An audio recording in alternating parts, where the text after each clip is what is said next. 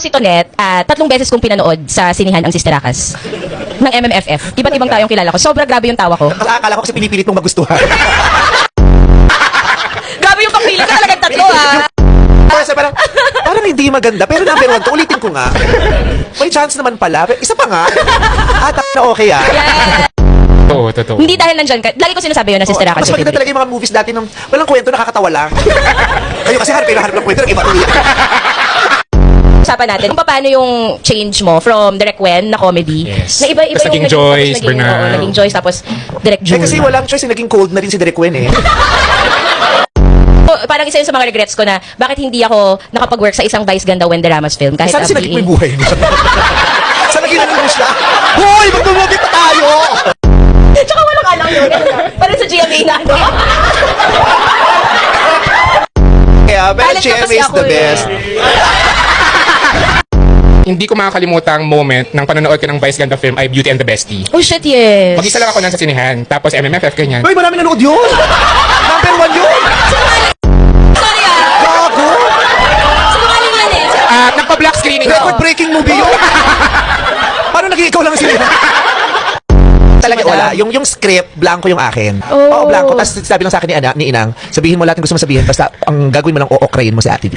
O-okrayin mo lang. O-okrayin ko siya, eh bihira akong ginagawa yun. Very challenging. Sabi ko, okrayin ko si Vilma. How can I possibly do that? Hindi parang English mo siya. Yun ang naging parang yun yung turning point na, kailangan pala mang-ukray para nakakatawa. Sabi ko, hindi naman gano'n ang comedy ko. Hindi, pag-usapan na lang natin yung pinaka hindi ko gustong pelikula ko. Ay, gusto nila yan. Oy, wala. Hindi ko sasabihin. Kakasalubong ko pa yung director.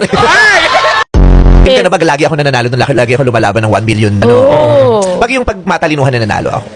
Wow! Mga mahusay talaga sa comedy. Hindi pwedeng Yeah. Hindi pwedeng lang. Dati nagawin ko yung ano ba yung kay Cyril at saka kay Connie Reyes. 100 days ahead. Oo, yun. Pero ganun din. Sabay-sabay Ganun din. sila eh. Napagalitan din ako, parang recitation. O di sorry na, ako lang pinakaalala. Parang pinaramdam sa akin, mababa yung memorya ko. Mga gago tong mga to. Pero hindi ka pa nagte-teleserye na talagang full-blown? Hindi, full blown. Ando, sakit. Tapos, holy week, nanonood kami ng Petrang Kabayo ni Roderick Paulano. Oh Classic. shit, yes. Tapos tinawagan ako ni Direk Wen, bakla, magpelikula ka. Pinasa ko na kay Boss Big sa Viva Films, nag-yes na. Pero Direk talaga, anong pelikula? Petrang Kabayo. Eh, pinanonood Oh ko my yung Petrang. God! Di ba siya nakakilabot? Wala. Oo. Ang intensyon namin talaga magpatawa lang. Yes. O magpatawa. Gumawa tayo ng kwentong nakakatawa. Hindi wala kaming intensyong, maglalim-laliban tayo dito ha. Meron tayo pinaglalaban sa lipunan dito ha. Maraming matututunan ng kabataan sa akin. Malinaw sa amin, isa lang ang intensyon natin, hindi natin pwedeng pagsabay-sabayin. Kung talagang gusto nating ibigay ng buo, hindi natin mapagsasabay-sabay. Hanggang sa hinahanapan niyo ako ng sabay-sabay lahat. I think yung